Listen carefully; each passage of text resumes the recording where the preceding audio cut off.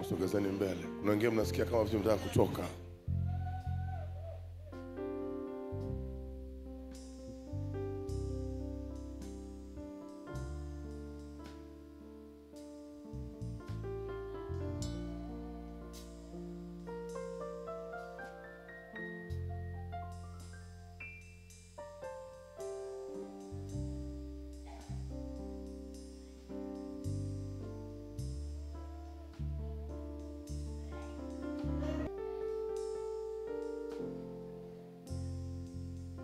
Nyosha mkono wako wa kulia juu. Mkono wa kulia juu.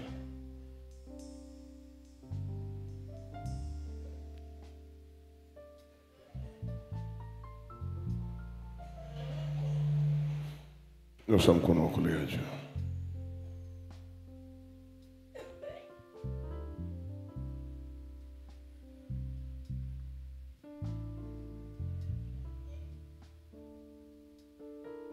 Nyosha mkono wako wa kulia juu kabisa.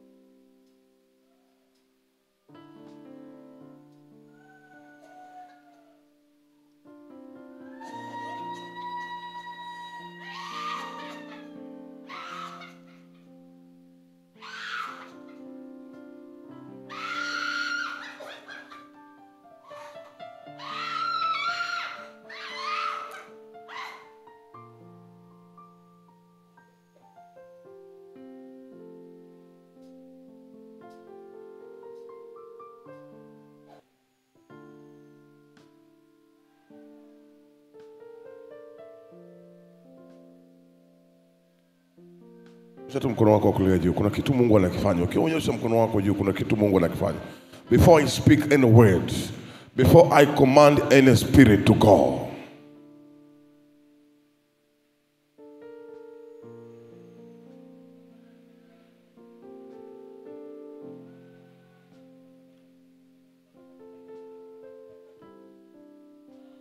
kuna pointi ambayo ulifika. Pointi ambayo ilikuwa inatakiwa ibebe your testimony. Ilikuwa inatakiwa ibebe your miracle. Kuna pointi ambayo ulifika mahali ambako Mungu alikuwa amekutengenezea. Na ulipofika kwenye hiyo point, ulipofika kwenye hiyo engo, kuna vita iliinuka. Sababu muonekano ambao walikuwa wanakutengenezea katika ulimwengu wa roho ni muonekano wa kukosa ujasiri, ni muonekano wa kukosa ujasiri. Kwa kuna kitu ambacho walikigusa. Kuna kitu ambacho walikigusa. Kuna mahali ambako Mungu amekutengenezea. Kabla ya kufika hapo, kuna kitu ambacho wao walikuwa wamekigusa. Ninavyotoa ili tangazo right now, in the mighty name of Jesus Christ, in the mighty name of Jesus, in the mighty name of Jesus, in the mighty name of Jesus, in the mighty name of Jesus. Mungu, nasimama mahali palipobomoka kwa ajili yao. Naomba rehema kwa ajili yao. Nasimama mahali palipobomoka kwenye maisha yao kwa ajili yao. Mungu le hai katika jina la Yesu Kristo. Nasimama mahali palipobomoka kwa ajili yao. Mungu le hai katika jina la Yesu Kristo. Nasimama mahali palipobomoka kwa ajili yao. Mungu le hai katika jina la Yesu Kristo. Nasimama mahali palipobomoka kwa ajili yao. Na Mungu wa haki naposimama mahali palipobomoka kwa ajili yao, ninaomba rehema kwa ajili yao. Ninaomba rehema kwa ajili yao. Haki haiwezi kuturuhusu, lakini mkono wako wa rehema una mamlaka ya kuturuhusu. Ninaomba rehema kwa ajili yao. Mungu kwetu wewe ni kimbilio na msaada uonekanao tere katika nyakati zote. Ninaomba rehema kwa ajili yao. Ninaomba masamaha kwa ajili yao. katikati ya kila ghadhabu, ninaomba rehema kwa ajili yao. Katikati ya kila ghadhabu, ninaomba rehema kwa ajili yao. Katikati ya kila ghadhabu, ninaomba rehema kwa ajili yao. Ninaomba rehema kwa ajili yao. Ninaomba rehema kwa ajili yao. Kuna mahali ambako walifika, adui akapiga muonekano wao. Alipowapiga kwa njia ya muonekano wao, kuna ujasiri uliondoka, na ujasiri ulipoondoka, kuna aibu iliyofungua mlango. Kuna aibu iliyofungua mlango na ujasiri ukaondoka. Kuna aibu ilifungua mlango. Mungu, naomba rehema kwa ajili ya wale 10 na waona wanaopita kwenye aibu, wanaopita kwenye aibu, wanaopita kwenye aibu. Aibu ya biashara kufa, aibu ya biashara kufa, aibu ya biashara kufa, aibu ya biashara kufa, aibu ya biashara kufa, aibu ya biashara kufa, aibu ya kwenye mtaji wa biashara, aibu ya kwenye mtaji wa biashara, aibu ya kwenye mtaji wa biashara. Wanaotembea kwenye hizo aibu, wanaotembea kwenye aibu kwenye biashara, wanaotembea kwenye aibu kwenye biashara, wanaotembea kwenye aibu kwenye biashara. Esos, esos, esos, esos, esos, esos, esos, esos, esos, esos, esos, esos. Kuna watu muonekano wa familia wanazotoka. Kuna watu muonekano kwenye familia wanazotoka.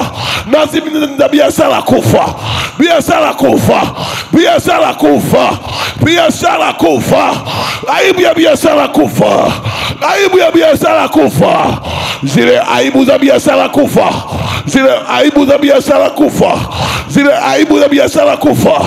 Kuna watu 6 tena ni wanawake, wenda ramashaka rabara.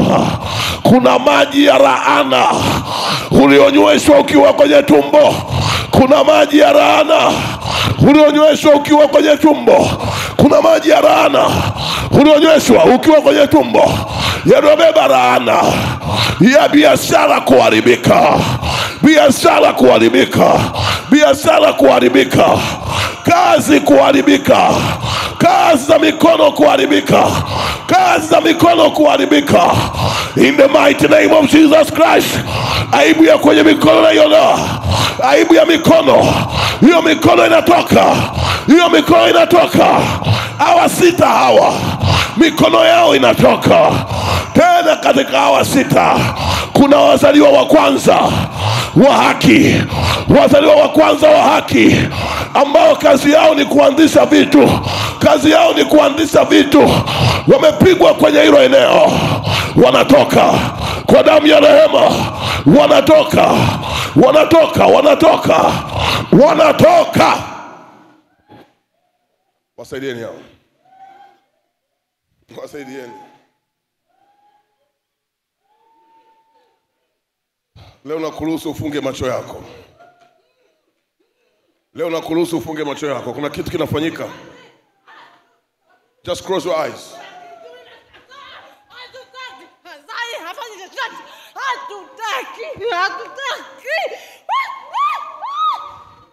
Nyuma ya kushika mikono yako, nyuma ya kushika uchumi wako, wana sababu nyingine wanayo. Wana sababu nyingine wanayo. Wanajua mahali Mungu aliko kutengenezea. Muda huu kuna watu wengi wanatoka. Kuna watu wengi wanatoka. Kuna watu wengi wanatoka. Kuna watu wengi wanatoka.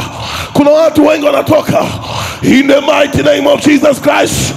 Roho ya nyoka, roho ya nyoka unayekaa kwenye ile eneo, roho ya nyoka, roho ya nyoka, roho ya nyoka, roho ya nyoka, roho ya nyoka, roho ya nyoka, roho ya nyoka, roho ya nyoka, ile sumu ya nyoka kwenye mkono, sumu ya nyoka kwenye mkono.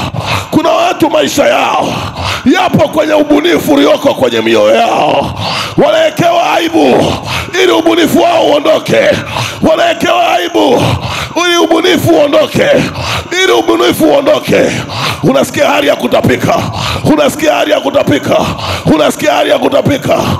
Fandarabashaba, unasikia hali ya kutapika. Kuna aibu imemezeshwa ndani. Kuna aibu zinatapikwa. Kuna aibu zinatapikwa.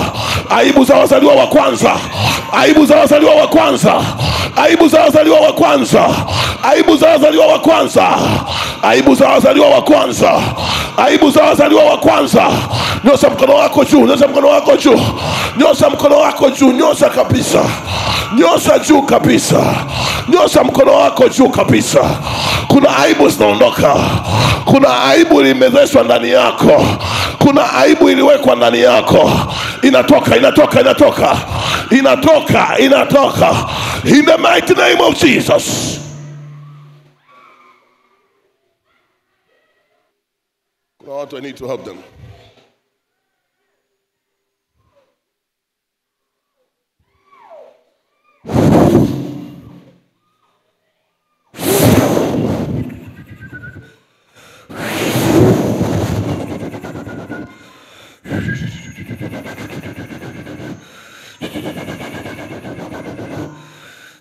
Not I need to help them.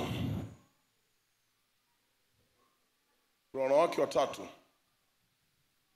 aibu imewekwa kwenye kizazi chako, kwenye tumbo la uzazi. Kabla hujazaliwa wewe, kuna miscarriage ilitokea kwa mama yako. Na wewe pia ushawahi kupata miscarriage, ushawahi kupata miscarriage. Mmoja wapo ashawahi kupata miscarriage. Mmoja wapo mimba ilishawahi kuharibika. Mmoja wapo mimba ilishawahi kuharibika. Mmoja wapo mimba ishawahi kuharibika, na sasa hivi wanakutengenezea aibu, aibu, aibu, aibu, aibu, aibu, aibu, aibu, aibu. Wanakutengenezea aibu ambayo ina mauti ndani. Kwa hiyo kuna ujasiri ambao umeondoka. Kuna ujasiri ambao wanapambana kuondoa kwa habari ya uchumi wako. Maana nyuma ya hiyo vita kuna issue ya uchumi. Nyuma ya hiyo vita kuna issue ya uchumi. Nyuma ya hiyo vita kuna issue ya uchumi. Nyuma ya hiyo vita kuna issue ya uchumi. Nyuma ya hiyo vita kuna issue ya uchumi. Ndara mashaka barabara. Huyu mmoja akipatikana tunaendelea. Katarabasakapa. Katarabasakapa. Katarabasakapa.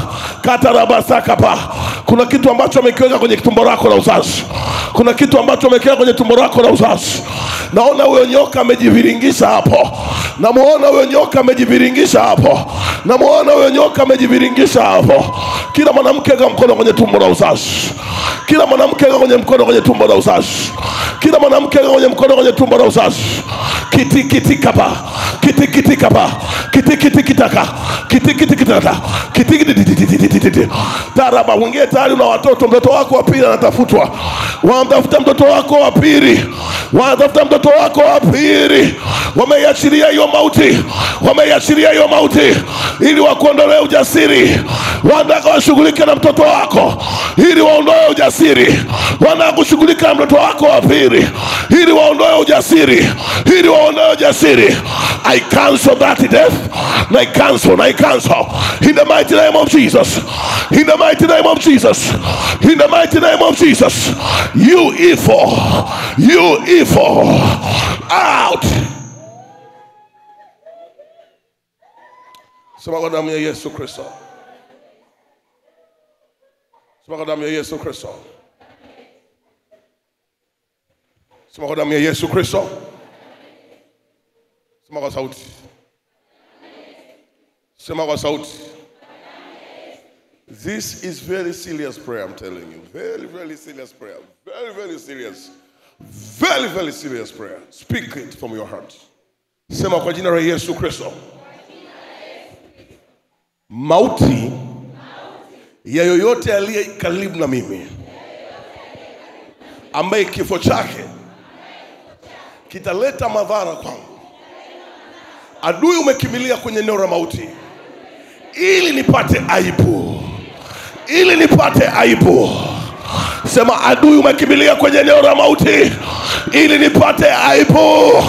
Adui umekimbilia kwenye eneo la mauti ili nipate aibu. Adui umekimbilia kwenye eneo la mauti ili nipate aibu. Adui umekimbilia kwenye mauti aliye karibu na mimi. Mauti aliye karibu na mimi. Mauti aliye karibu na mimi. Umekimbilia kwenye mauti ya mtu. Mauti ya mtu. Umeitengeneza mauti kwa aliye karibu na mimi ili ujasiri wangu uondoke, ili aibu initawale. Lakini leo ninasimama mahali palipoharibika kinyume na hiyo mauti. Ewe mauti, ewe mauti, ulioiachilia kwa yoyote aliye karibu na mimi ili mlishughulikie. Out! Out! Out! Command out, command out, command out. In the mighty name of Jesus. Where's them out? In the mighty name of Jesus. In the mighty name of Jesus. In the mighty name of Jesus. Mauti ya mme wako, mauti ya familia yako, mauti ya watoto, mauti ya mke, mauti ya wazazi, mauti ya ndugu yako, mauti. In the mighty name of Jesus. In the mighty name of Jesus. In the mighty name of Jesus. In the mighty name of Jesus. Sema kwa jina la Yesu. Kuna mahali Mungu amenitengenezea. Kuna mahali Mungu amenitengenezea. Kuna mahali Mungu amenitengenezea. Palipo pakubwa. Kuna mahali pakubwa. Kuna mahali pakubwa Mungu amenitengenezea. Lakini mauti imekimbilia kwenye hilo eneo ili nitoe kwenye nafasi, ili nitoe kwenye nafasi kwa damu ya Yesu, kwa damu ya Yesu, kwa damu ya Yesu, kwa damu ya Yesu. Mauti kwa ndugu wa damu moja, mauti kwa ndugu wa damu moja. Sema mauti, mauti, mauti kwa ndugu wa damu moja, kwa ndugu wa damu moja, kwa ndugu wa damu moja. Sema mauti iliyoandikwa kwa ndugu yangu, kwa damu yangu. Mauti iliyoandikwa kwa ndugu wa damu yangu, kwa ndugu wa damu yangu, kwa ndugu wa damu yangu. Mauti iliyotengenezwa ili imani yangu iharibike, ili ujasiri uondoke. Karapashaka, raposhaka, rapasaka, rakatara. Command out, command out your mauti iliyoandikwa kwa ndugu wa damu moja. Command out, command out, command out, command out, command out, command out, command out, command out, command out, command out, command out, command out, command out, command out, command out, command out, command out, command out.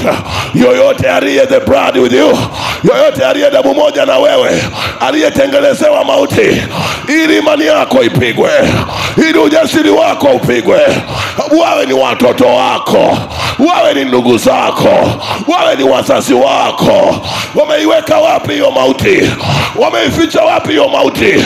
Wameificha wapi hiyo mauti? I command out today. I command out, I command out, I command out, I command out, I command out in the mighty name of Jesus.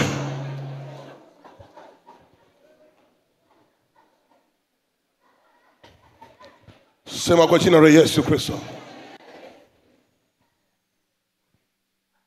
Mahali pangu palipotengenezwa ni mahali ambako si pa kawaida, na adui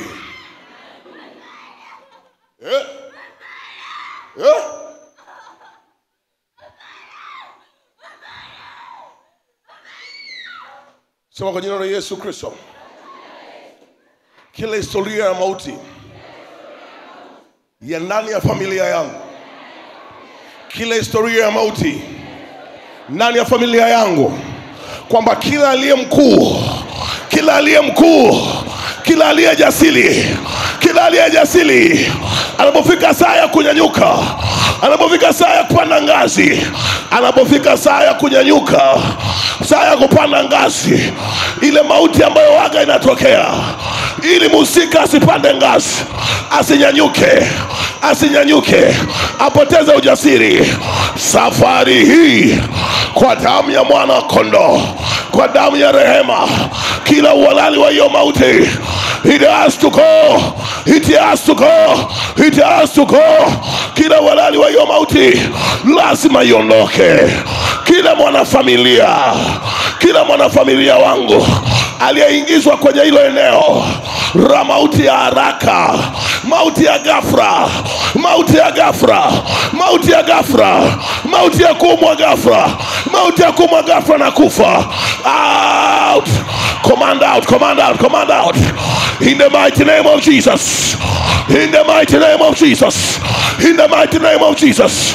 Katika jina la Yesu Kristo. Katika jina la Yesu Kristo. Hiyo mauti iondoke. Hiyo mauti iondoke. Hiyo mauti iondoke. Hiyo mauti iondoke. Hiyo mauti iondoke. Hiyo mauti iondoke. Hiyo mauti iondoke. Iondoke, iondoke. Hiyo mauti iondoke. Hiyo mauti iondoke. Katika jina la Yesu. Katika jina la Yesu. Katika jina la Yesu. Katika jina la Yesu. Mauti ya ghafla. Mauti ya ghafla. Mauti ya ghafla. Mauti ya ghafla. Mauti ya ghafla. Mauti ya ghafla. Kwa jina la Yesu. Ile mauti ya ghafla. Ile mauti ya ghafla. Ile mauti ya ghafla. Ile mauti ya ghafla. Ile mauti ya ghafla. Ule mlango wa mauti ya ghafla. Ule mlango wa mauti ya ghafla. Ile mlango wa mauti ya ghafla. I command out today. I command out today. Ule mlango wa mauti ya ghafla. Ile mauti ya ghafla. Ile mauti ya ghafla. Kuna mauti inatoka kwenye tumbo lako. Kuna watu wanasikia hali ya kutapika. Kuna watu wanasikia hali ya kutematema mate. Kuna mauti kwenye tumbo inaondoka. Kuna mauti kwenye tumbo inaondoka. Ninaona mama yako amewekewa mauti mbele. I see your mother. I see your mother. Namuona mama yako. Unasikia hali ya kupiga sana tumbo lako. Unasikia hali ya kupiga kelele. Kuna mauti inaondoka kwa mama yako. Kuna mauti inaondoka. Shaka kaka. Shaka kaka. Wako wawili wanatoka hapo. Wako wawili wanatoka hapo. Wako wawili wanakora kaka.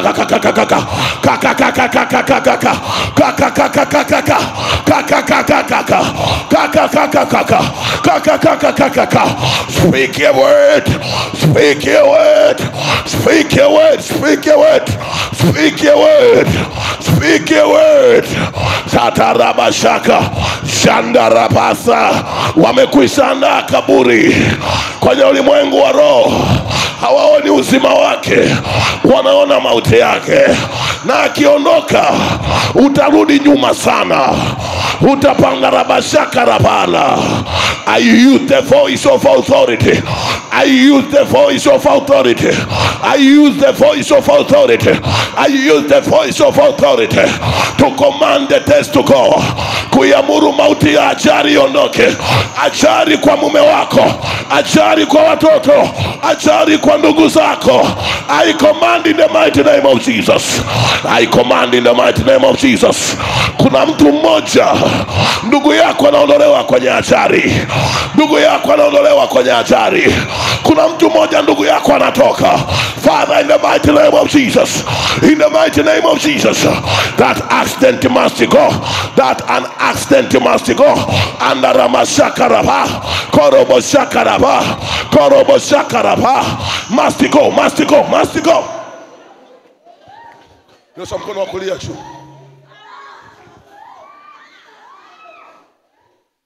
This is an emergency prayer. Nyosha mkono wako wa kulia juu. Father, my Father, my Father, my Father, my Father, my Father, my Father, my Father. Nyosha mkono wako wa kulia juu. Father, in the mighty name of Jesus, ninapaka mafuta hiyo mikono yao. Ninapaka mafuta hiyo mikono yao. Ninapaka mafuta hiyo mikono yao. Mungu aliye hai, napopaka mafuta hiyo mikono yao, watakapoenda kuiweka kwenye kifua, Mungu napaka hiyo mikono ya kulia mafuta. Wanapoenda kuweka kwenye vifua vyao, kila sauti ya mauti iliyowekwa kwa watu wao wa karibu, iliyowekwa kwao, kila sauti ya mauti iliyowekwa kwetu, iliyowekwa kwa watu wetu wa karibu, iliyowekwa kwa wanafamilia, iliyowekwa kwa ndugu, mauti kwenye vitu, Yehova anaachilia mafuta na neema ya ukombozi. Wanapoenda kugusa vifua vyao, that spirit must go. That spirit must go. That spirit must go. Waleteni watapikia huku mbele. That spirit must go. That spirit must go. That spirit must go. Nahesabu mpaka 3. Ikifika 3. Ikifika 3. Ikifika 3. Something kinaenda kutokea. Kuna watu over recent mmekuwa mnaota sana mauti. Kuna watu over recent mmekuwa mnaota misiba kwenye nyumba zenu. Mmekuwa mnaota misiba kwenye nyumba zenu. Kuna watu mmekuwa mnaota misiba, mmekuwa mnaota misiba. Mmekuwa mnaota misiba, mmekuwa mnaota misiba. Kuna watu mmekuwa mnaota misiba. Kuna watu mmekuwa mnaota misiba. Na uelewi kwa nini unaota misiba. Unaota msiba kwa sababu ni msiba ambao utakuangusha sana kwenye maisha yako. Utakurudisha nyuma sana. By the grace of Almighty Father, by the grace of Almighty God, kwa mara ya kwanza in the mighty name of Jesus, ya pili in the mighty name of Jesus, ya tatu weka mkono kwenye kifua in the mighty name of Jesus. Mauti, mauti, mauti, mauti, mauti, mauti, mauti, mauti inatoka sasa, inatoka sasa, inatoka sasa. Mauti inatoka, mauti inatoka, mauti inatoka, mauti, mauti, mauti. Wale ambao wana agano la mapacha, mauti inaondoka, inakimbia, inakimbia.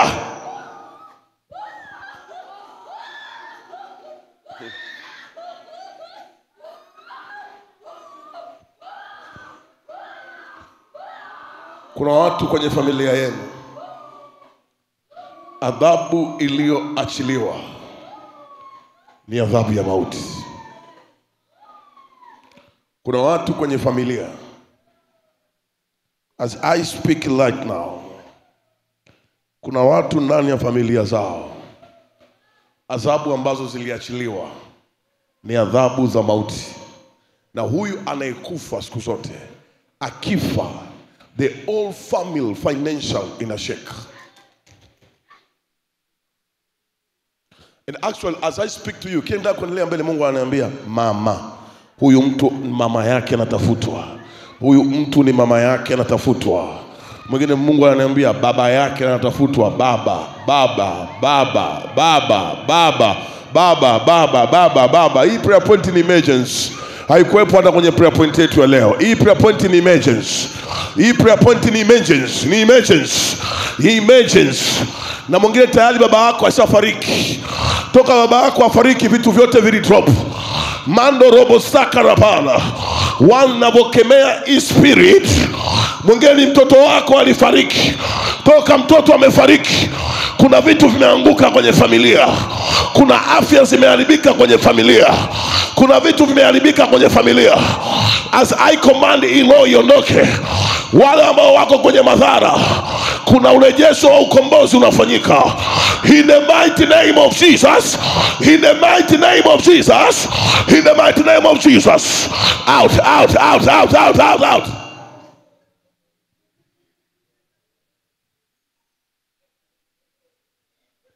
Seti alizaliwa baada ya mauti ya Abel.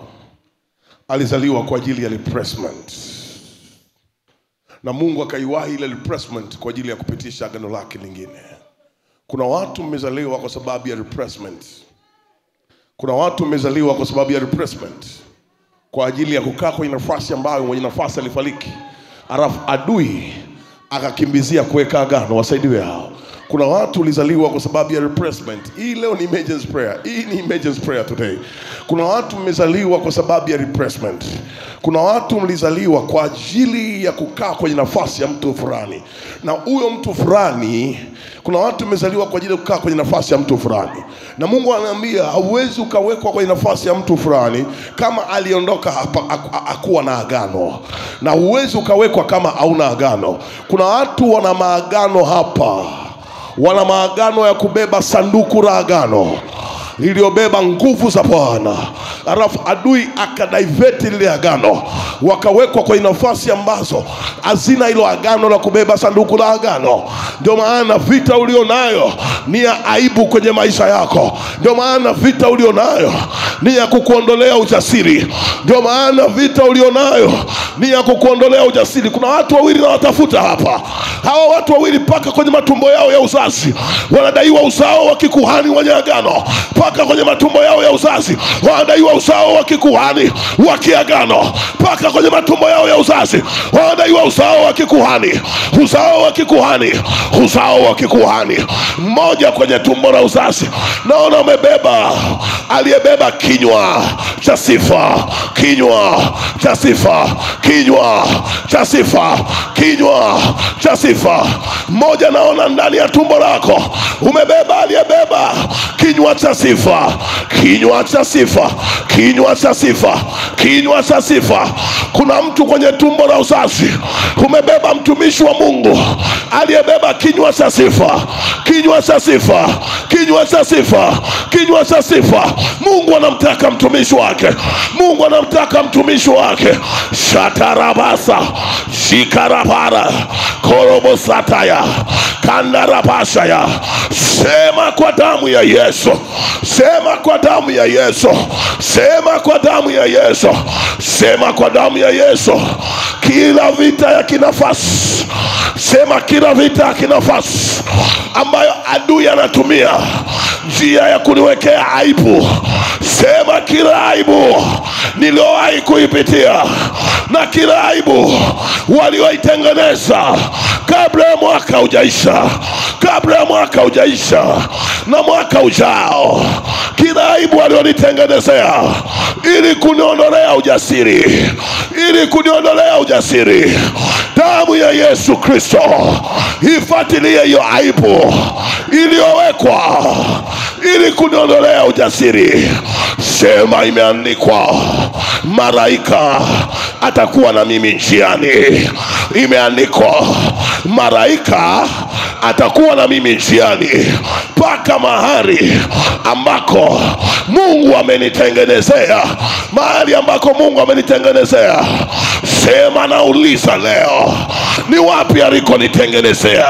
Wewe adui njiani unayenishambulia kwa aibu ili nisifike palipotengenezwa kwa ajili yangu, sema ewe adui, ewe adui, ewe adui, ewe adui, ewe adui, ewe adui, siku hii ya leo, ewe adui, siku hii ya leo, kwa jina la Yesu, huko ambako umepashambulia ili kuniondolea ujasiri, out. Sema kwenye njia yangu hiyo aibu uliyoitengeneza, out. Sema kwa jina la Yesu Kristo. Sema ewe aibu. Speak with authority.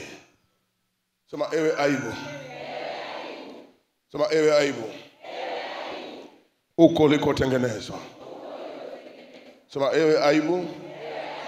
Uko liko tengenezwa. Ewe aibu. Uko liko tengenezwa. Ewe aibu. Uko liko tengenezwa. Ewe aibu. Sema kwa sauti. Kwa sauti tena. Kwa sauti tena. Kwa sauti tena. Kwa sauti tena. Kwa sauti tena. Kwa sauti tena. Kwa sauti tena. Kwa sauti tena. Kwa sauti tena. Kwa sauti tena. Kwa sauti tena. Sema ewe aibu, uko njiani ulikotengenezwa ili uondoe ujasiri wangu, ili uondoe ujasiri wangu. Ewe aibu, out. Command out hiyo aibu, command out. Kandarabashaka. Aibu iondoke kwenye njia yako. Aibu iondoke kwenye njia yako. Aibu iondoke kwenye njia yako. Aibu, aibu, aibu, aibu, aibu, aibu. Wewe sema tu out, out, out, out, out. Aibu kwenye kazi za mikono, aibu kwenye fedha, aibu kwenye fedha, aibu kwenye kushika hela, aibu kwenye kushika fedha, aibu kwenye kusaini mkataba, aibu kwenye kusaini mkataba, aibu kwenye kusaini mkataba, aibu kwenye kusaini mkataba, aibu kwenye kusaini mkataba, aibu kwenye kusaini mkataba, aibu kwenye kusaini mkataba, aibu kwenye kusaini mkataba, hiyo aibu kwenye kusaini mkataba, hiyo aibu kwenye kusaini mkataba, hiyo aibu kwenye kusaini mkataba, hiyo aibu kwenye kusaini mkataba, Kuna mikataba kwenye ulimwengu wa roho inatakiwa ije kwenye ulimwengu wa mwili. Kuna mikataba ya uchumi, kuna mikataba ya kununua mali, kuna mikataba ya kununua magari, kununua nyumba, kununua viwanja. Chochote kinachohusiana mkataba wasiotaka usaini, hiyo aibu inaondoka. Command out. We are in the arena of rebirth. We are in the arena of rebirth. We are in the arena of rebirth. We are in the arena of rebirth. We are in the arena of rebirth.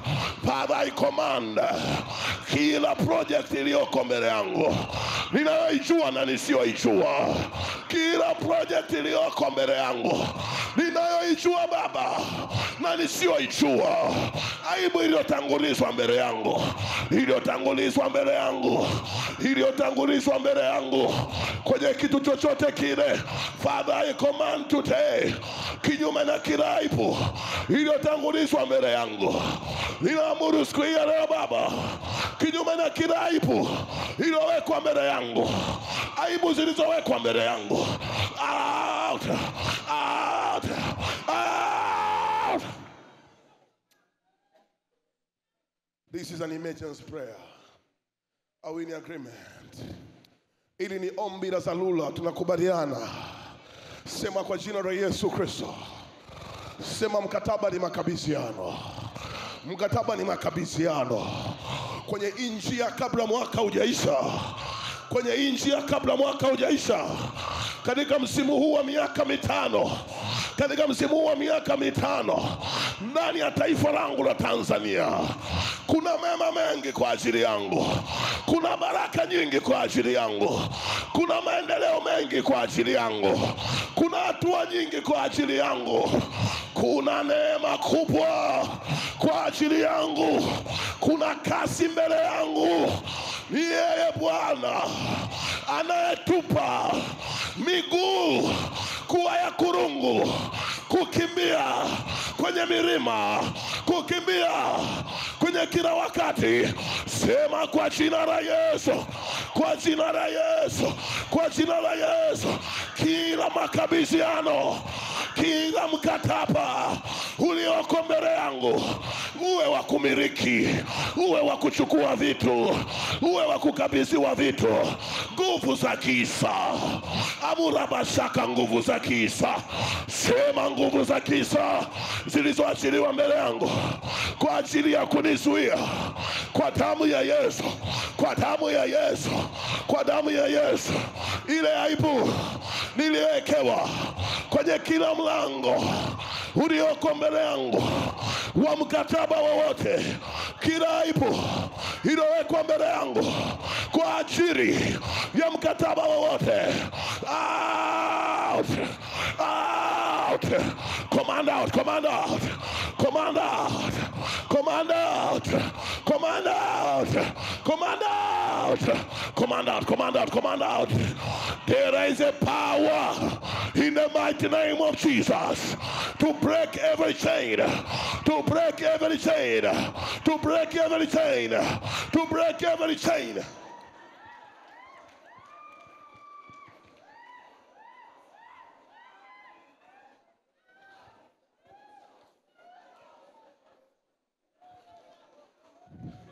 Sema katika jina la Yesu Kristo, njia hii sijaipita miaka mitano, wala njia hii ya kumaliza mwaka, wala njia ya mwaka 2026, wala njia ya mwaka 2026. Sijawahi pita, sijawahi pita, sijawahi pita. Lakini kila makabidhiano ya kukabidhiwa haki yangu ambako adui anainua aibu huko njiani ili nisipate haki yangu, adui ananinulia aibu ili anaondolee ujasiri, wakati imeandikwa, na huu ndio ujasiri tulio nao tukiomba neno lolote, naye anafanya sawa sawa na mapenzi yake. Sema yale mapenzi ya Mungu yaliyoko kwangu kabla mwaka hujaisha na mwaka ujao 2026 na hii miaka mitano ya awamu hii ya 2025 mpaka 30, kila mapenzi ya Mungu ambayo adui ameenda anakimbilia nisifike mahali palipotengenezwa kwa ajili yangu, damu ya Yesu, damu ya mwana kondoo, shughulika na njia yangu, shughulika na barabara yangu, shughulika na njia yangu. Aibu out, out, command out, command out in the mighty name of Jesus. Kwenye kila eneo la maisha yako, in the mighty name of Jesus. Kwenye kila eneo la maisha yangu, kwenye kila eneo la maisha yako, mara ya 3 in the mighty name of Jesus, mara ya 4 in the mighty name of Jesus, mara ya 5 in the mighty name of Jesus. Nyosha mkono wako kulia. This is an emergency prayer.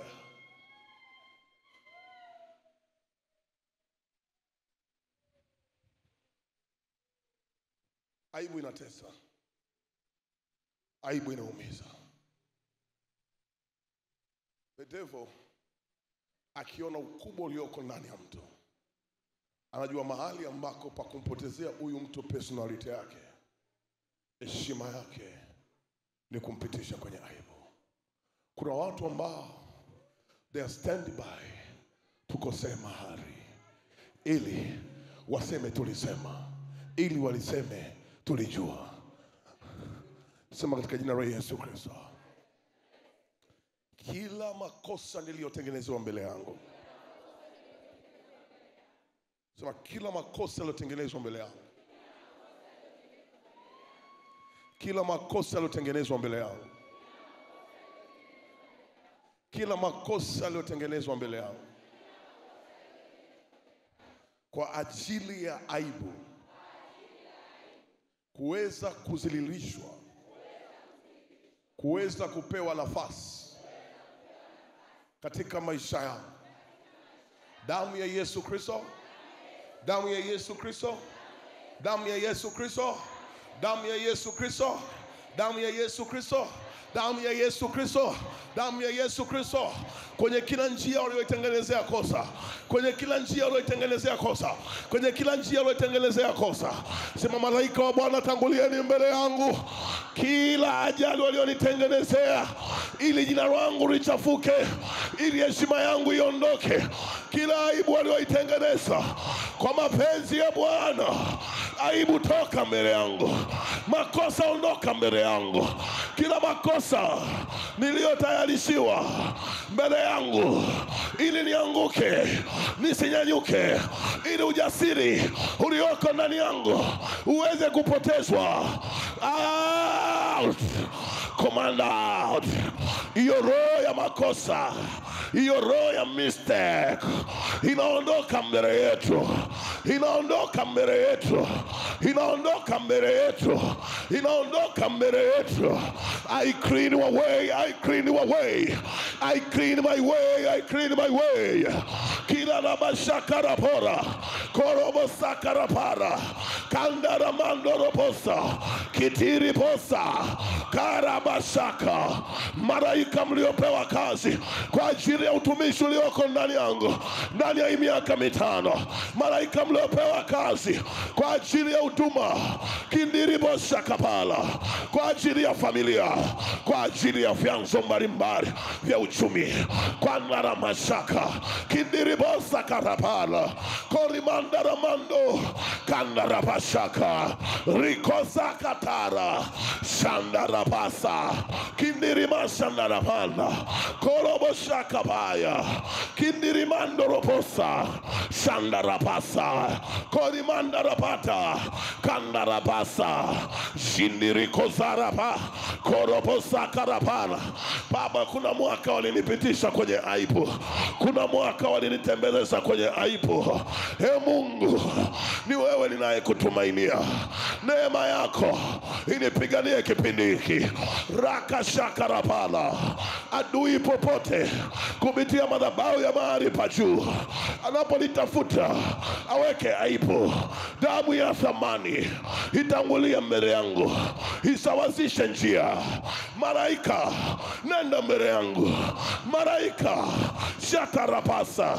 Wametengeneza mashimo, wametengeneza mashimo, wametengeneza njia, wametengeneza mashimo, wametengeneza njia, wametengeneza mashimo, wametengeneza mashimo, wametengeneza njia ili nisinyanyuke. Katarabasha. Mungu ni hai. Atarabasha karapala. Korobosha karapala. Korobosha karapala. Kindiri mandorobosa.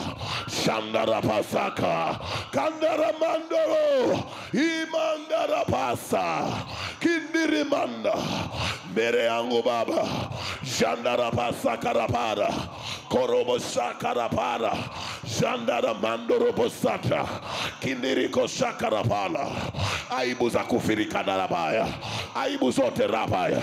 Korobosa karabaya. Shandara mandoroposata. Shandara mandarapata. Pandarabaya. Shitarabaya. Walikuanda visibitisho, walikuanda ramashanda. Imandorobosata ya. Maraika tangulia mbele, maraika wangu tangulia mbele. Andarapasha karapala. I clean your way today. I clean your way. Naisafisha njia yako, naisafisha njia yako, naisafisha njia yako, naisafisha njia yako, naisafisha njia yako. Haujawahi pita lakini naisafisha, haujawahi kanyaga lakini naisafisha. Father, in the mighty name of Jesus Christ, Lord.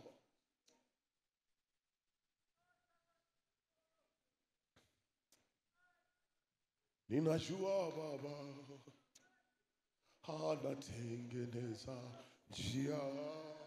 My Jesus, before the end of this year, Lord, and the coming year, Lord, 5 years, Lord, ninajua Baba anatengeneza njia. Anatengeneza njia kwa ajili yangu. Najua my Jesus, my Jesus. Oh, anatengeneza njia, anatengeneza njia kwa ajili yangu. Najua Bwana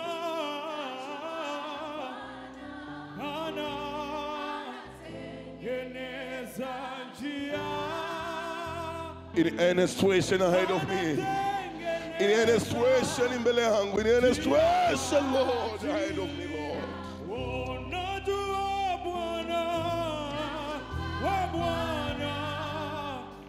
In any situation, my Father.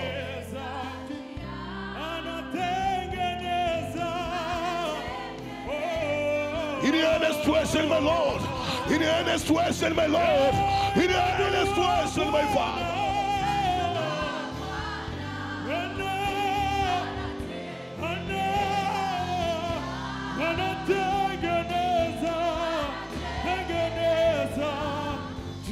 In any situation, Father, in any love, Lord, kwenye njia mbovu, kwenye njia isiyofaa, you are my mighty, you are my Lord.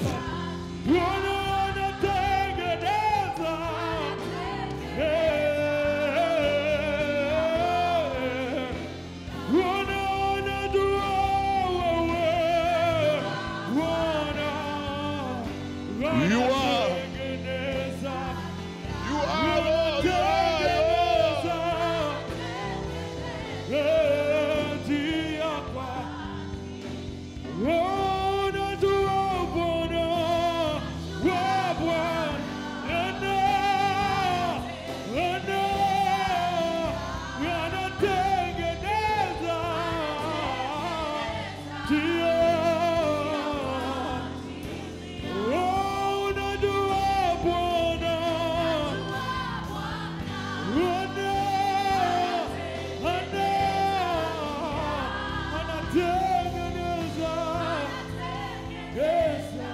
not failure. Katika jina la Yesu, I declare, kwenye njia hatutaanguka na kushindwa. I declare, kwenye njia hatutaanguka na kushindwa. Sema kwa jina la Yesu, kila aibu iliyowekwa ili ujasiri uondoke, aibu ya kuanguka na kushindwa, aibu ya kuanguka na kushindwa, out, command out, command out.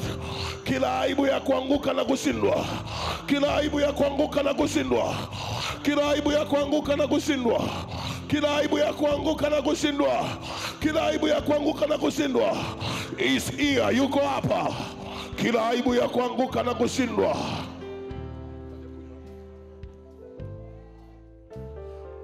command out today. Sema kwa jina la Yesu Kristo, kila mtego, nyosha mkono wako wa kushoto,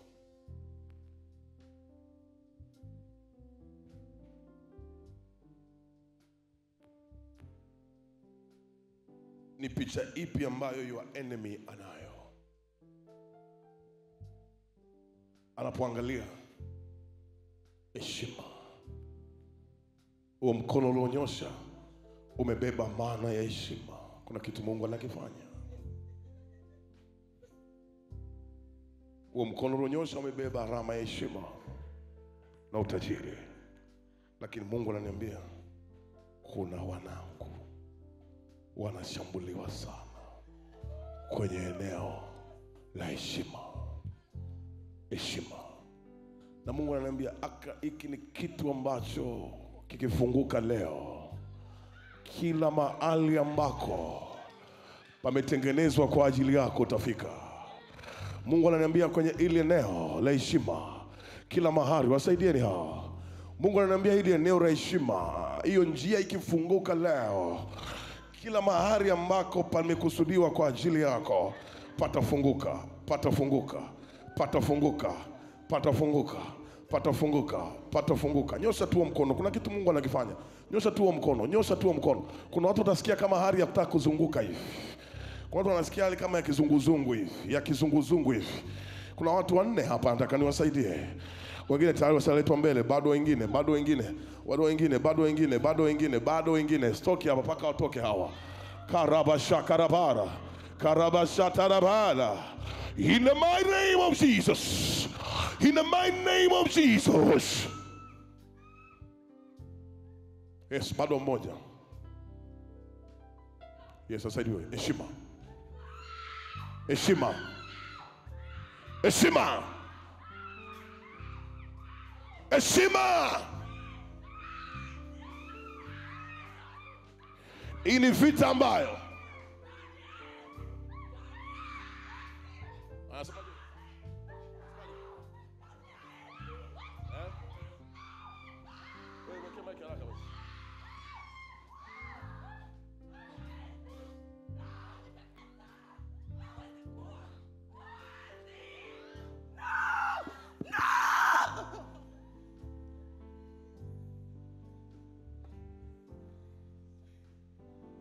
hii ni vita very sensitive.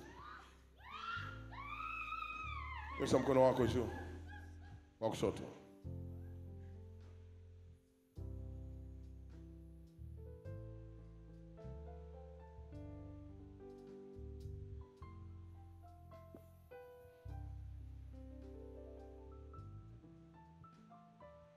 Dunia haipendi watu wenye heshima. Kuna heshima ya kujitengenezea na kuna heshima ya asili. Kuna watu ile heshima ya asili ambayo inatakiwa ije itoke nje imezuiliwa. Imezuiliwa. Na kwenye familia unayotoka hakuna aliyewahi pata hiyo heshima. Hakuna aliyewahi pata hiyo heshima. Hakuna aliyewahi kupata hiyo heshima. Na wachomoa in the mighty name of Jesus. In the mighty name of Jesus. In the mighty name of Jesus. In the mighty name of Jesus. In the mighty name of Jesus. Kuna mtu mmoja namtafuta. Kuna mtu mmoja namtafuta. Heshima yake imezikwa. Heshima imezikwa. Imezikwa. Imezikwa. Imezikwa. Heshima yake imezikwa. Heshima yake imezikwa. Letwa huyo. Heshima yake imezikwa. Heshima yake imezikwa. Heshima yake imezikwa. Heshima imezikwa. Heshima imezikwa. Heshima imezikwa. Heshima imezikwa. I command out, I command out. Wote wanafunguliwa. Wila mashaka na bara. Wote wanafunguliwa. Wanafunguliwa. Out, out, out, out.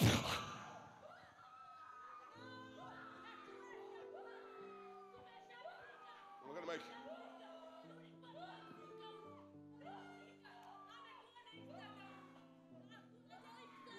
Amenona wapi?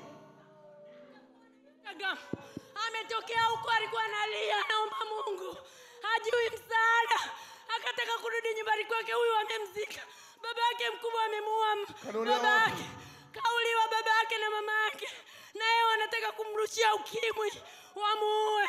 Mume wake anahusika. Pastor, umemkomboa huyu. Tumziki tena. Tumemzika na biashara yake pastor. Na tulijua anakuja huku, tulijua, tumemfuatilia na bajaji nyuma.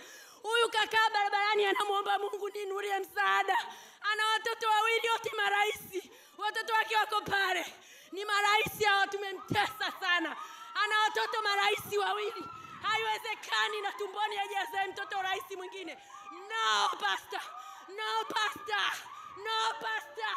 We want to kill her. No pastor, na watoto maraisi wote, no. Umeniua, enough. Nimepambana sana mpaka kufika huku. Okay. Umeshaniua pastor, leave me alone. Umemsaidia. Huyu nilimzika Moshi huyu. Alitakiwa apate HIV. We pastor, wewe unamsaidia huyu yatima. Pastor.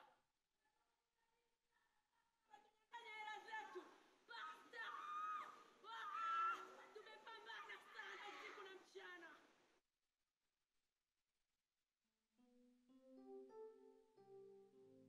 Mtu nani?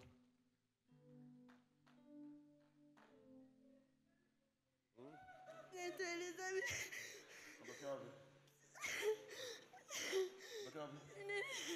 Nimetoka nyumbani. Wapi unakaa? Na Mbezi Beach. Sasa kuja hapa kusali? Sijawahi kaka, usindekoni. Unajua? No. Unaona wapi? Mimi nilikuwa tu niko babani na sali, naomba Mungu, maana napitia vita nyingi sana. Nikasema sijui my church leo hawajafungua, kwa hiyo niko nalia tu barabarani, naomba Mungu. Uko na Instagram? Sasa hivi tu nimeclose kwenye Instagram, ndio nikawa yani kitu kikaniambia nije huku. Nikaona mpo live. Nikasijui pa kwenda pastor. Nikachukua bajaji nikasema ni. Unakumbuka nilikwambia leo tuna emergency prayer. This is a work of God. Hii ni kazi ya Mungu. Kwa mara yako ya kwanza kuja hapa? Sijawahi kuja. Aleta watoto wako. Leta watoto wako. Watoto wako usijali, issue yako imeisha leo.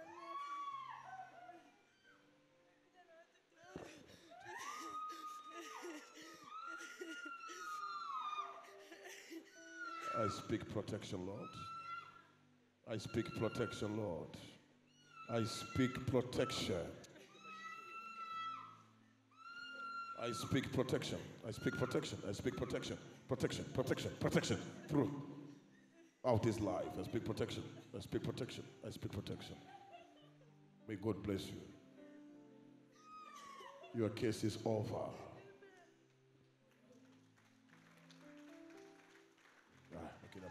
Niliwaambia leo tuna emergency player. Imagine amekuta Instagram tunaendelea live, si YouTube, akaja kanisani. This is God. Ukiangalia hicho kwa akizungumza pale is typical ambacho tulikuwa tunaomba leo. Death, death, death. Praise the Lord. Praise the Lord. Praise the Lord. Nyosha mkono wako wa kushoto. This is God. Tulikuwa kwenye ombi la heshima. Kuna ile heshima ya asili ambayo kwenye ulimwengu wa roho wakikutazama wanaiona.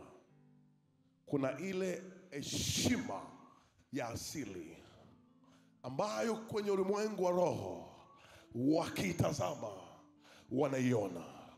It is my prayer today, with the voice of anointing, with the voice of authority, in the mighty name of Jesus, katika jina la Yesu Kristo, mwana wa Mungu aliye hai, mahali popote ambako heshima zetu za asili zimeibiwa, kila heshima iliyoibiwa inaachiwa. Kuna heshima ziliibiwa, zinaachiwa. Kuna heshima ziliibiwa. Hao walioibiwa heshima, mnasikiaga maumivu kwenye kiuno, maumivu kwenye mgongo, maumivu kwenye macho, maumivu kwenye visigino. Kila heshima iliyoibiwa, I command it out. Sema kwa jina la Yesu Kristo, kila heshima yangu iliyoibiwa. Sema kwa jina la Yesu Kristo, kila heshima yangu iliyoibiwa. Sema kila heshima iliyoibiwa, kila heshima iliyoibiwa, kila heshima iliyohamishwa, kila heshima iliyohamishwa, kila heshima iliyoibiwa, kila heshima iliyotolewa kwangu akapelekewa mtu mwingine. Sema hiyo aibu ya kuondolewa ujasiri iliyopelekea heshima iliyoko ndani yangu ikaibiwa, ikaondolewa. Hiyo heshima iliyohamishiwa kwa mwingine leo iachiliwe kwa damu ya Yesu. Komandi heshima yako iachiwe. Komandi heshima yako iachiwe. Komandi heshima yako iachiwe. Komandi heshima yako iachiwe. Komandi heshima yako iachiwe. Kanda rabasaka. Yoyote aliyetumia heshima yako kupanda, yoyote aliyetumia heshima yako kunyanyuka kwenye maisha, yoyote aliyetumia heshima ya maisha yako, kanda walio karaba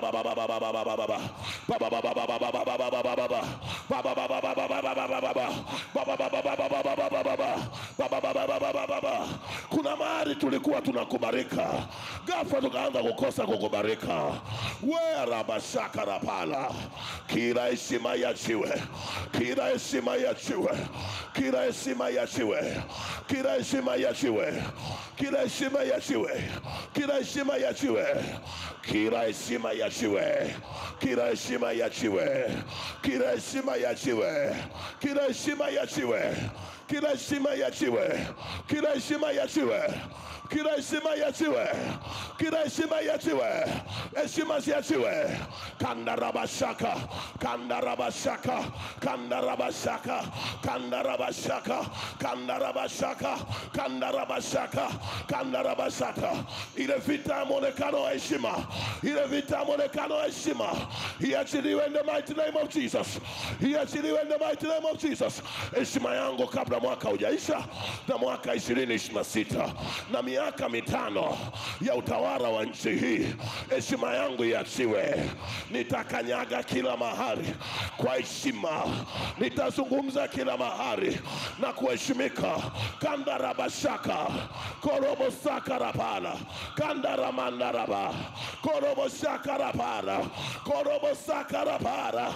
Tanzania utanikata, Tanzania karabashata, Europe, America, Asia, Latin America, North Rabashara, nchi za Kiafrika, nchi za Kiarabu, kwenye kila sehemu ya nchi hii, kwenye makabila yote, kwa makabila yote, katika wilaya zote, na katika mikoa 31 ya bara na kisiwani, na kwenye dunia nzima. Kandarabasha kapala, kipawa, shandarabaya, kandarabashaka, korobosanda. Sema kwa jina la Yesu. Amen. What is this prayer today? Sema kwa jina la Yesu Kristo. Moyo wangu patanishwa na ujuzi niliopewa na Mungu. Moyo wangu patanishwa na uwezo wa kipawa kilichoko ndani yangu. Ihali imeandikwa, kipawa ni kito cha heshima kwa kila aliyenacho, na kila akigeukiapo anatakiwa afanikiwe zaidi. Anatakiwa afanikiwe zaidi. Anatakiwa afanikiwe zaidi. Anatakiwa afanikiwe zaidi. Anatakiwa afanikiwe zaidi. Anatakiwa afanikiwe zaidi. Sema kwa jina la Yesu, ile asili ya heshima iliyoko kwenye kipawa, ile asili ya heshima iliyoko kwenye ujuzi, ile asili ya heshima iliyoko kwenye kipawa, iliyoko kwenye ujuzi, iachiliwe leo. Iachiliwe leo. Iachiliwe leo. Iachiliwe leo. Iachiliwe leo. Sema ile heshima ya kusikika, ile heshima ya kuonekana, ile heshima ya kuwa na ushawishi, ile heshima ya kukimbiliwa, heshima ya kuthaminika, leo iachiliwe. Leo iachiliwe kwa damu ya Yesu. Sema kwa jina la Yesu Kristo. Iko wapi heshima yangu? Sema kwa sauti. Sema kwa sauti. Sema kwa sauti. Sema kwa sauti. Sema kwa damu ya Yesu Kristo. Iko wapi heshima yangu ambayo imeambatanishwa na ujuzi nilionao, kipawa nilicho nacho, ujuzi nilionao. Sema kila kaburi iliyoandaliwa ili wanisikie huko, ili heshima yangu isionekane, ili heshima yangu isitambulike, leo kwa damu ya Yesu, leo kwa jina la Yesu, heshima iachiliwe. Heshima iachiliwe. Heshima na iachiliwe. Heshima na iachiliwe. Sema kwa jina la Yesu Kristo. Kila walikofarakanisha mwonekano wangu, nikavikwa ambao sio wa kwangu. Adui, achia mwonekano wangu. Adui, achia mwonekano wangu. Sema kwa jina la Yesu Kristo. Kwa jina la Yesu Kristo. Kwa jina la Yesu Kristo. Adui, achia mwonekano wangu. In the mighty name of Jesus. Sema kwa jina la Yesu Kristo. Kila adui anayeitwa utasa, vitu kutokuzaliwa kwenye maisha yangu, muda huu na saa hii, mwonekano wa utasa katika kila eneo liliobeba utambulisho wa mimi ni nani hapa duniani na nafasi yangu ni ipi kwenye dunia na kwenye taifa nilionalo. Sema kwa jina la Yesu Kristo, huo utasa, huo utasa, huo utasa, huo utasa, huo utasa must leave me. Huo utasa out. Command kila area vitu kutokuzaliwa kwenye maisha yako. Command out, command out, command out, command out.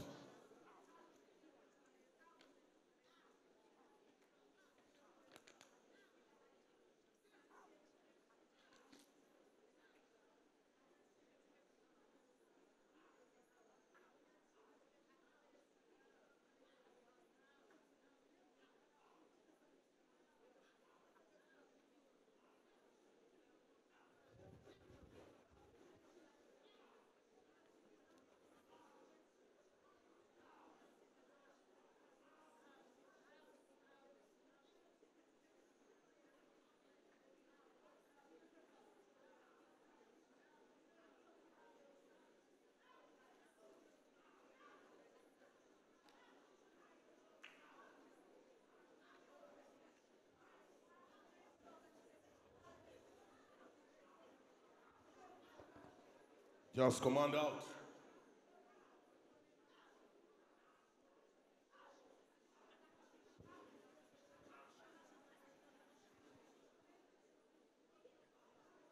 Sema kwa jina la Yesu Kristo na Mungu aliye hai. Maisha utasa ya vitu kutokuzaliwa. Maisha ya utasa ya vitu kutokuzaliwa. Maisha ya utasa ya vitu kutokuzaliwa. Maisha ya utasa ya vitu kutokuzaliwa. Sema huo ujasiri wanaotafuta kuondoa katika muonekano wangu kwa kunivika utasa. Out! Out! Out! Nyosha mikono yako yote miwili.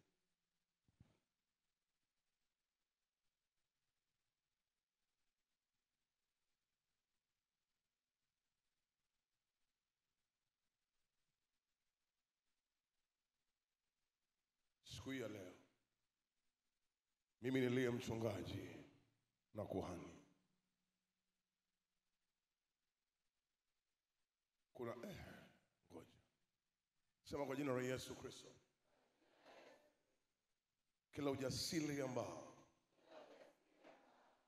wanaukimbizia kwenye kitu ambacho wanajua wakikigusa hiko wanajipotezea mwelekeo, damu ya Yesu Kristo nenda kwenye hilo eneo, nenda kwenye hilo eneo, nenda kwenye hilo eneo.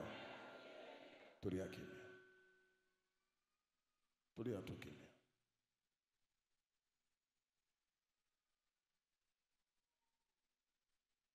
Wewe tulia tu kimya.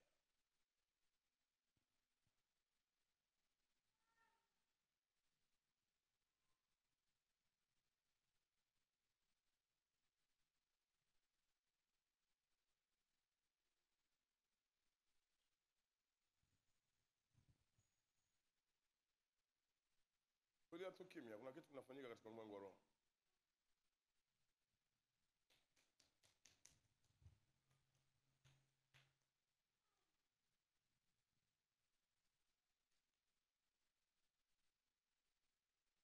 Tulia tu kimya, kuna kitu kinafanyika kwenye ulimwengu wa roho. Kuna vita inaendelea kubwa sana muda huu.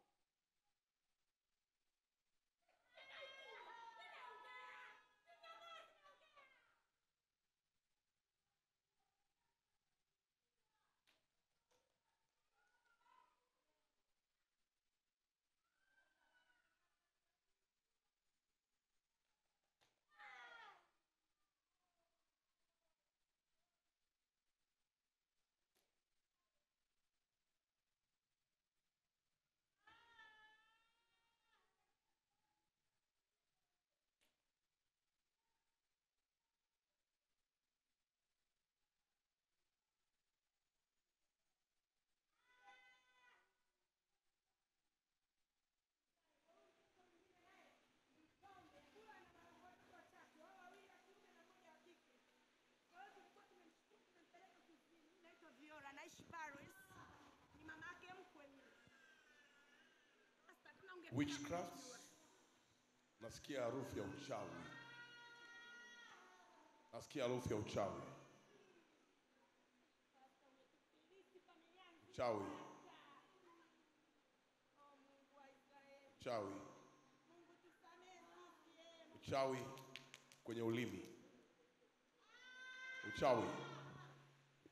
Uchawi. Uchawi. Uchawi. Uchawi. In the mighty name of Jesus Christ. Witchcraft. Witchcraft. Uchawi kwa njia ya nguo. Zile nguo za ndani zilizopotea. Wakainua ibada yao ya uchawi.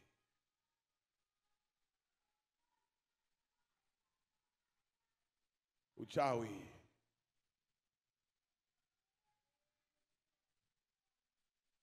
Uchawi kwa njia ya nguo za ndani kupotea.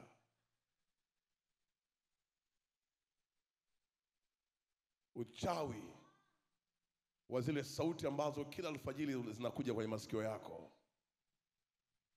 Uchawi wa wale bundi wanaolia. Wale paka. Uchawi kwa njia ya wadudu, ile mijusi kwenye nyumba, wale mende, uchawi kwa njia ya mijusi, uchawi kwa ajili ya mende, kwa njia ya mende. Kila anayekutumia ili apande yeye, wewe ushuke. Kila anayekutumia ili apande yeye, wewe ushuke.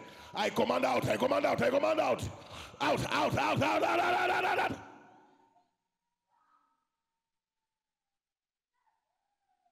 Waliokupa confusion in your mind, confusion in your brain, confusion in your heart, depression walioiweka ili wakutikandamize, I command out, I command out.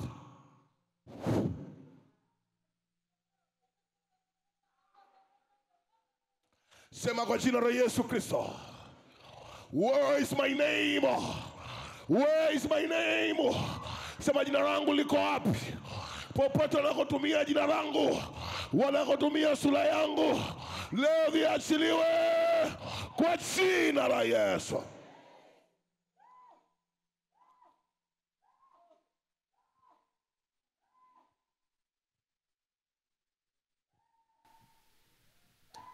Weka mikono yako hivi.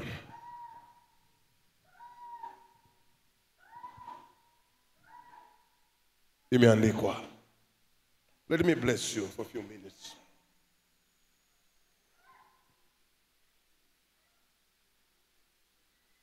Letena watoto mbele kwanza. Quick. Quick.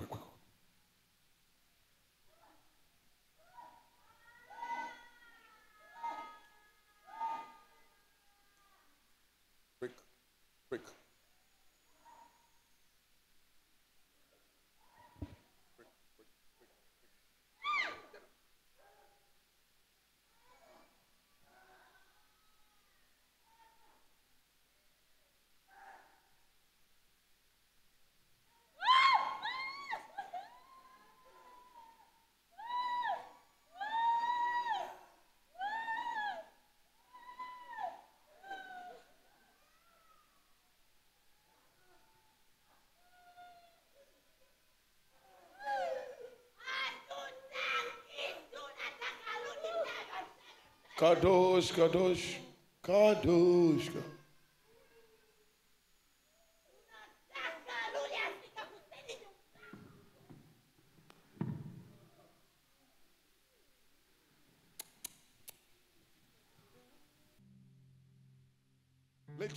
Let your hands now, mikono yako isike kwenye ufundi wa kuzawisha hizi baraka.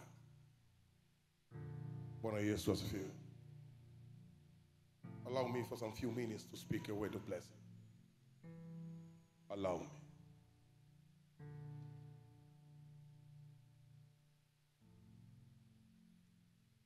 Allow me. Yesterday night, nilikuwa nafundisha online kwenye YouTube channel yangu about aula. In your life, aula is very important. Atmosphere inayokuzunguka ina nguvu ya kubadilisha vitu kwenye maisha yako. Kwenye hii atmosphere tulionayo, allow me to change your history now again. Weka mikono yako kichwani. And be very sensitive to receive your blessing, all right? All right? Ngoja nikusomee huu mstari. You got to just connect yourself.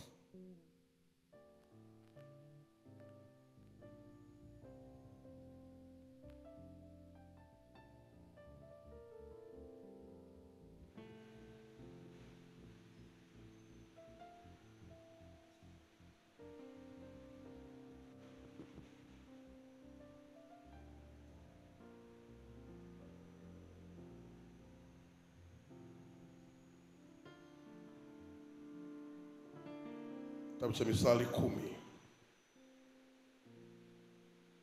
Mithali 10. Mstari wa 6. Baraka umkalia mwenye haki kichwani. Mithali 10 mstari wa 6, kipengele R, kipengele 1, inasema baraka umkalia mwenye haki kichwani.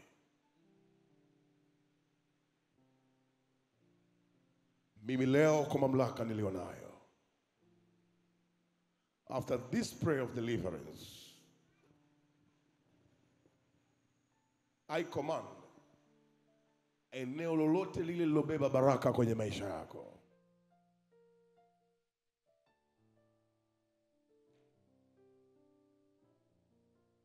liachilie baraka right now. Baraka ina tabia ya kuvunja records. Baraka ina tabia ya kuvunja records. Anayebarikiwa wasaidieni hao, kuna kitu Mungu anafanya kwao. Wasaidieni. Hizo ni baraka zinakaa kwenye vichwa vyao. Wasaidieni. I just be very quick.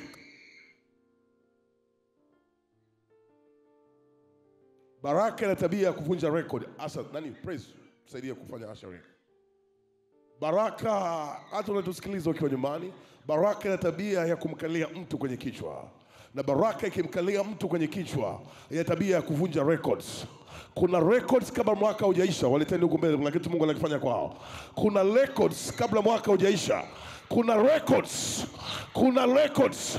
Hizi baraka ambazo zinakaa juu ya kichwa chako, kuna rekodi ambazo kabla mwaka hujaisha zinaenda kuvunjika. Kuna rekodi ambazo kabla mwaka hujaisha zinaenda kuvunjika. Baraka za mwenye haki hukaa kichwani. I release the blessing. I release the blessing. I release the blessing. I release the blessing.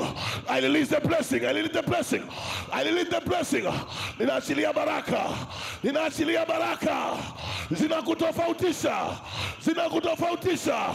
Baraka za mwenye haki zinaketi kichwani. Zinakaa kichwani. Zinakaa kichwani. Zinakaa kichwani.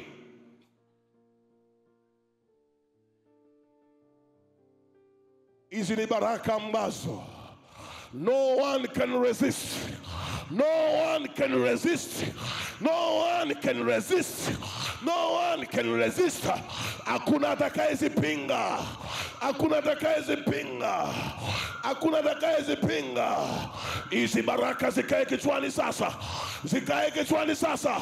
Zikae kichwani sasa. I command them all. I command them all.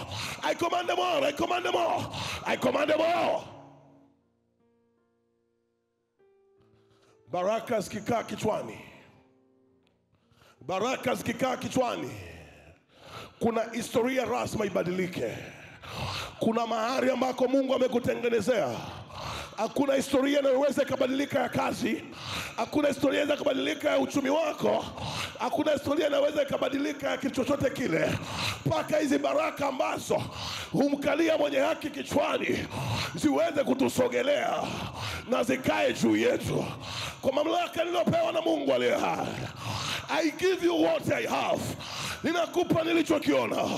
Ninakupa nilichofundishwa na Mungu. Baraka za kichwani zimiminike juu yako. Zimiminike juu yako. Zimiminike juu yako. Zikae juu yako. Zikae juu yako. Zikae juu yako. Baraka hizi zikikaa kichwani, sikuombei mlango mmoja ufunguke. Ninakuombea malango yako yawe wazi daima. Malango yako yawe wazi daima. Maiwango yako yawe wazi daima. Malango ya fedha, malango ya uchumi, malango ya karabo, ninayakomandi yawe wazi. Ninayakomandi yawe wazi. Ninayakomandi yawe wazi. Hata ulioko online, I bless you right now. Baraka za mwenye haki ukaa kichwani. Ulioko online, I bless you right now. Baraka za mwenye haki zinakaa kichwani. Ulioko online, I bless you right now. I bless you. I bless you. As we grow this service, ulioko online, I bless you. Hizi baraka zikae kichwani. Hizi baraka zikae kichwani. Mlioko mahali popote, mlioko online, hizi baraka zikae kichwani kwako. I speak protection. I speak covering.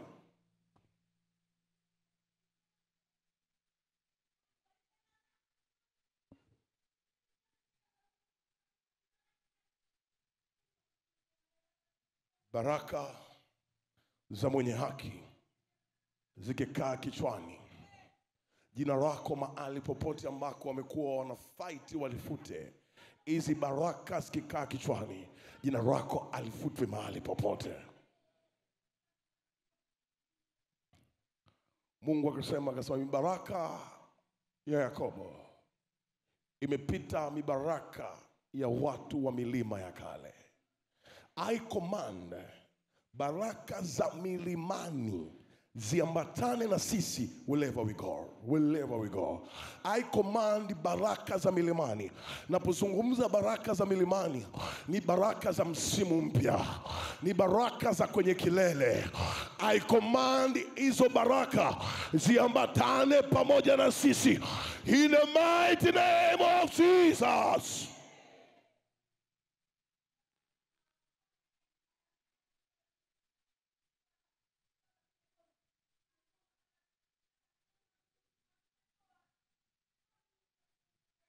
Baraka za mwenye haki kichwani zikuangazie popote utakapokanyaga. Hujanielewa? Baraka zako hizi ambazo umeweka mikono yako kichwani zikuangazie popote utakapokanyaga. Popote utakapokanyaga. Popote utakapokanyaga.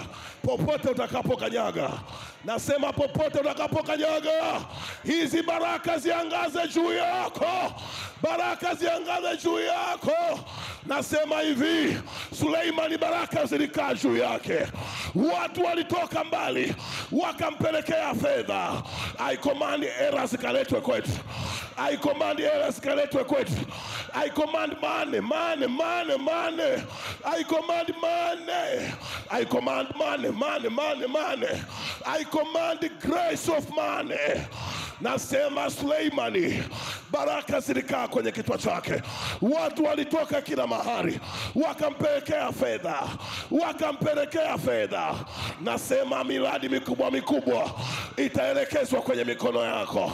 Mishahara mikubwa, mauzo makubwa ya biashara, kazi kubwa kubwa, mambo makubwa makubwa yenye matokeo makubwa makubwa ya fedha zitaelekezwa kwako, zitaelekezwa kwako. After today, I say after today,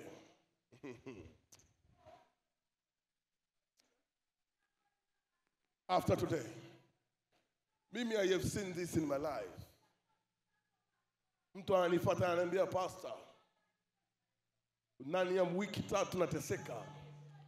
Naambiwa nikuletee hii fedha. Naambiwa nikuletee hii fedha.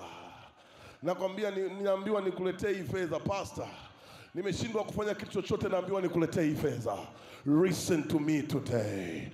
I command by the grace of Almighty God, kila mwenye fedha yako, kila mwenye fedha yako, au kila mwenye project, kila mwenye kazi ambayo chaneli yake itakuletea fedha, chaneli yake itakuletea fedha, chaneli yake itakuletea fedha, Mungu akuunganishe naye in the mighty name of Jesus.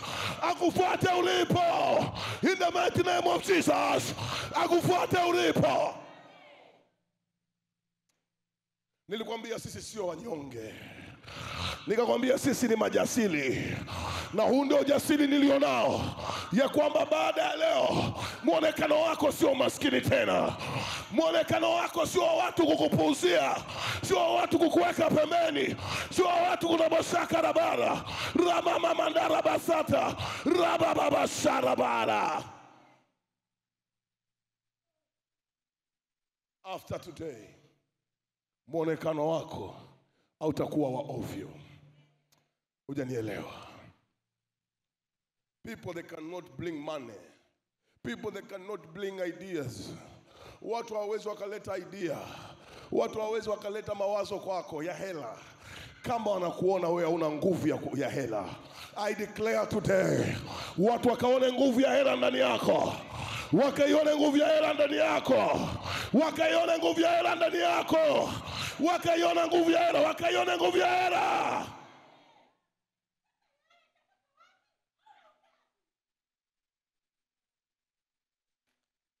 Hizi baraka zinaenda kukuinulia watu ambao hujawahi kuwawaza in your life. Hizi baraka zinaenda kukuinulia watu ambao haujawahi kuwawaza, hata majina yao hauyajui, hata huwajui kwa lolote lile. I command my Jehovah, Mungu aliniwezesha nikamwombea huyu aliyekuwa na wazo la biashara. Yehova akamuinulia watu kutoka Zanzibar, watu kutoka sehemu mbalimbali, wanamlipa kabla ya deliver cash. I say the same grace niliyoiachilia kwake ije kwako na wewe. Yehova akakuinulia watu ambao haujawahi kuwaona, hawapo kwenye akili yako, hawapo kwenye mawazo yako, hawapo kwenye mazingira.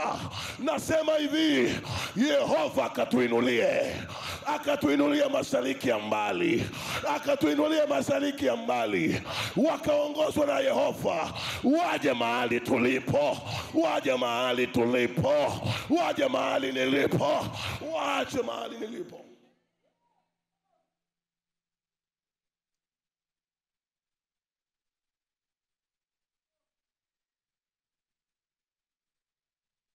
Today in the morning, one of my daughter, who is a member of parliament, called me.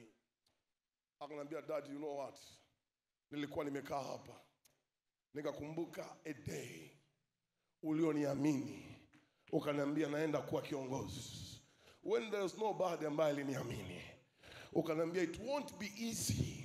It won't be easy, lakini I'll make it. Baba, I don't believe kama on Monday naenda kwenye semina elekezi ya kuwa mbunge na tayari nimesha hapa. Listen to me. Hakuamini kama atakuwa member of parliament, lakini leo she's a member of parliament.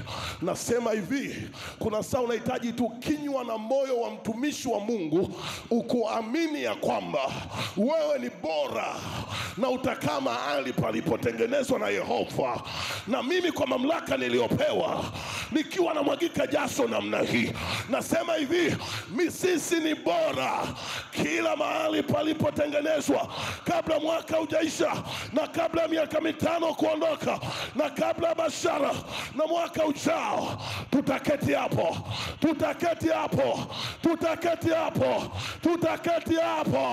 in the mighty name of Jesus.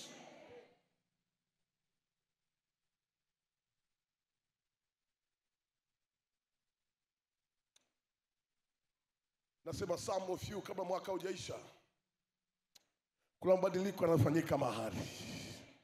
Utavikwa cheo ambacho haujawahi kutarajia kwenye maisha yako.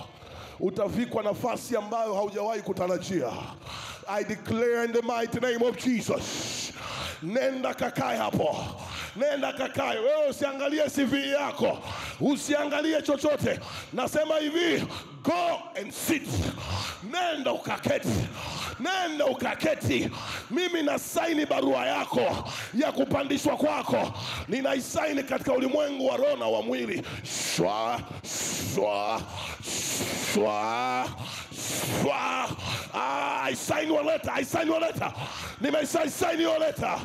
Tena nagonga muhuri wa siri, nagonga muhuri mwekundu. I declare today, in the mighty name of Jesus. Akisa saini kuwa nimekuwa. Remind you, baraka za mwenye haki zinakaa kichwani. This is my prayer. He is a game changer. Baraka za mwenye haki zikae kwenye kichwa chako.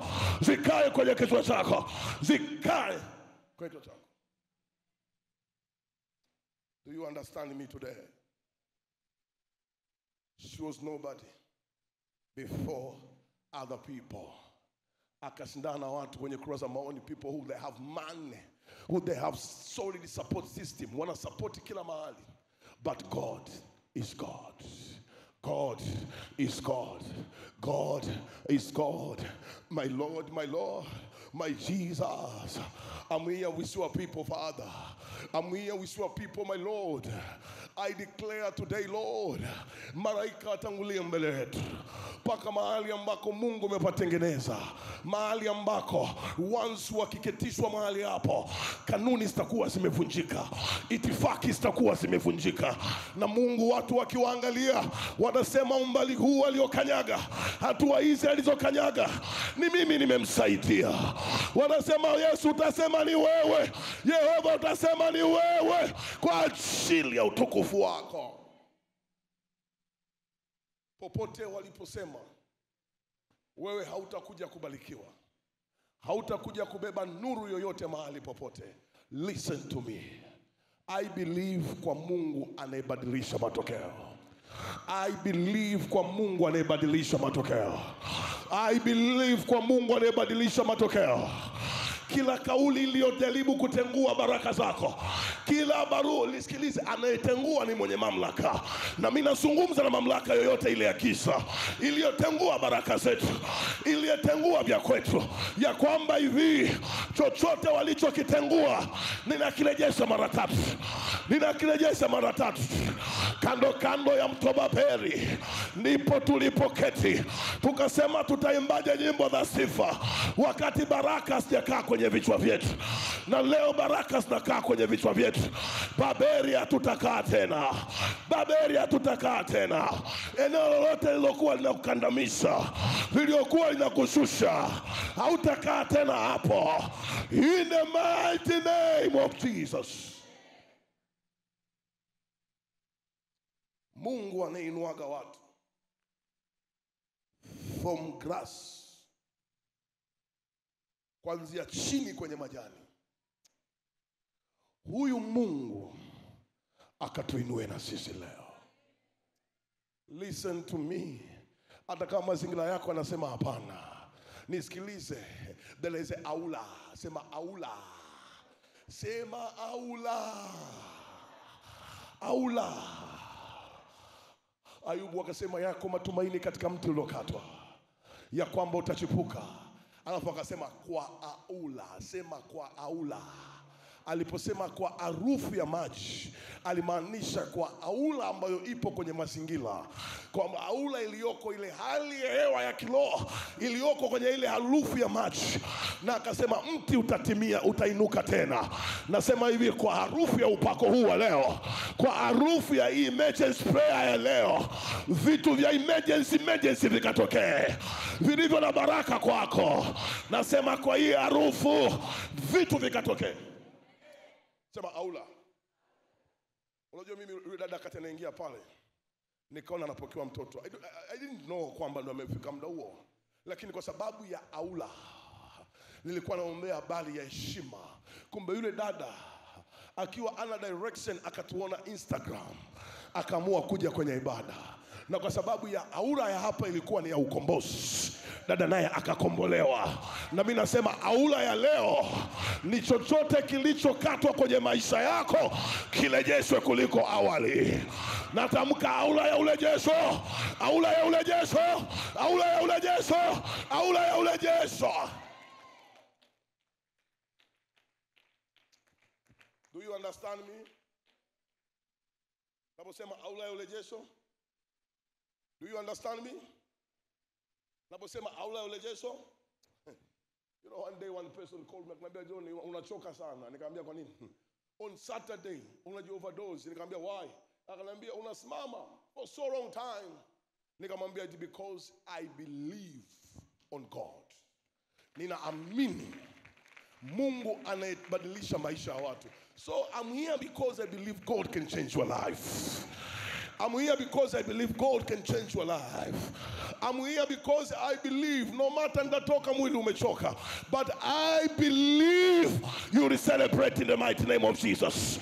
Aula ambayo naisikia muda huu ni ya kwamba tutaselekewa na wanaotuangalia, na sisi pia tutasherekea. Receive joy, receive joy, receive joy.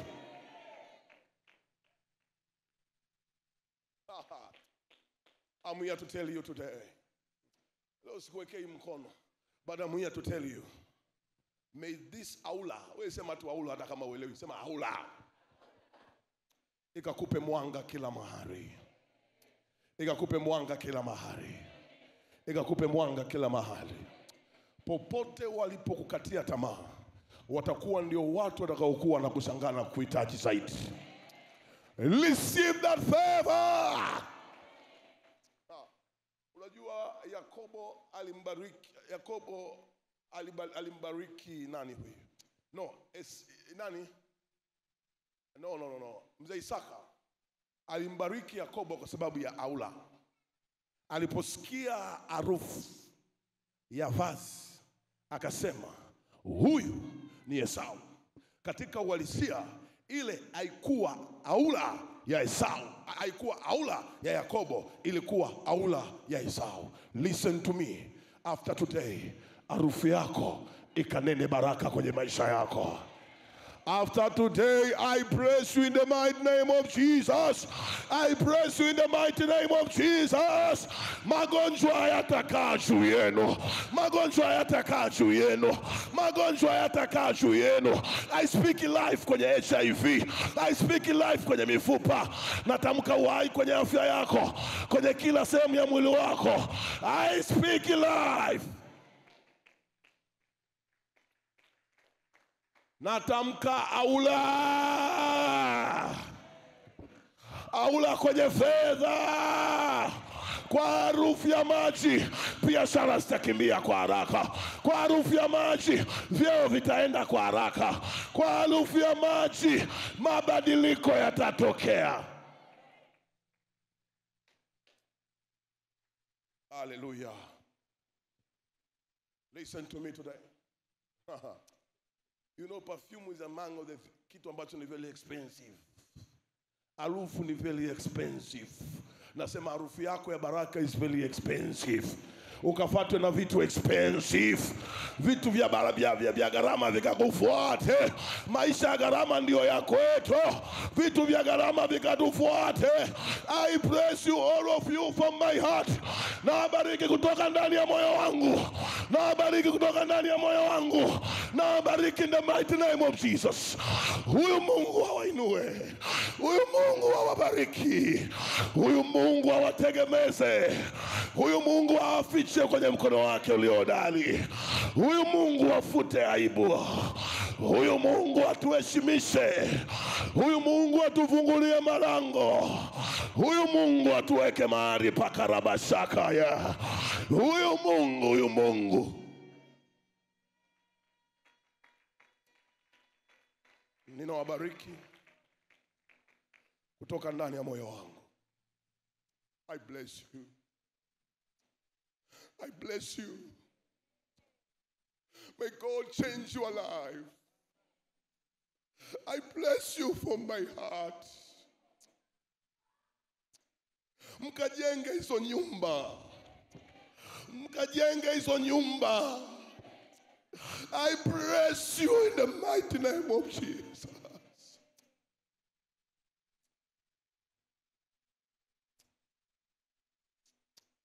Father, I bless your people, Lord. I bless your people, Lord. I bless your people, Lord. I bless your people, Lord. I bless your people, Lord. I bless your people from my heart, Father. I bless your people from my heart, Lord. I bless your people from my heart, Father. I bless your people, Lord. I bless your people, Lord. I bless your people, Father.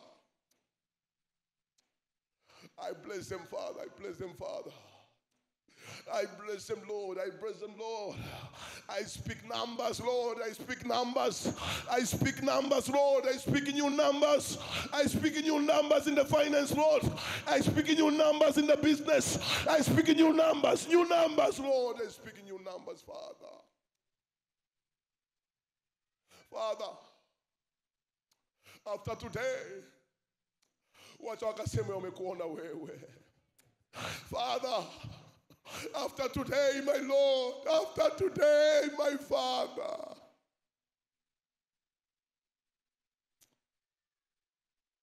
Hizo zara la la la la la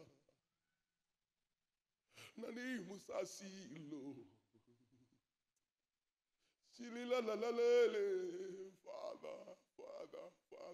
Father. I speak protection on my life, Lord. I speak protection to my family, Lord. I speak protection in my finance, Lord. I speak protection, Father. I speak protection, Lord. I speak protection for your people. I speak protection for your people. I speak protection for your people. I speak your protection, Lord. I speak your protection, Father. I speak your protection, Father. Father, I know today umetupa the newlywed. Najua leo umetupa newlywed. Najua leo umetupa tuzo mpya. Najua umetupa tuzo mpya kwenye vichwa vyetu. Umetupa tuzo mpya kwenye mikono yetu. In the mighty name of Jesus Christ, Lord. Bwana Mungu akubarikie na akulinde. Bwana kuangazie nuru za uso wake na akufadhili. Bwana kuinulie uso wake na akupe amani. It is done for today. May God bless you.